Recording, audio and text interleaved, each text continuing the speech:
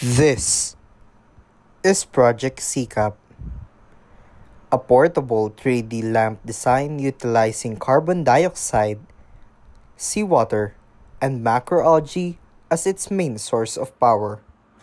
Project CCAP has 7 main components: the handle, fan, LED light, CO2 tube, battery compartment, cell compartment, and solutions compartment. The solutions compartment. This houses the ace of this technology: seawater and macroalgae. Seawater was chosen as an electrolyte due to its abundance in coastal communities, while macroalgae, on the other hand, are also abundant to coastal communities. Next is the cell compartment. It cases the zinc and copper that will be used as anode and cathode. They are essential for a galvanic cell reaction as they perform redox reactions crucial for generating power.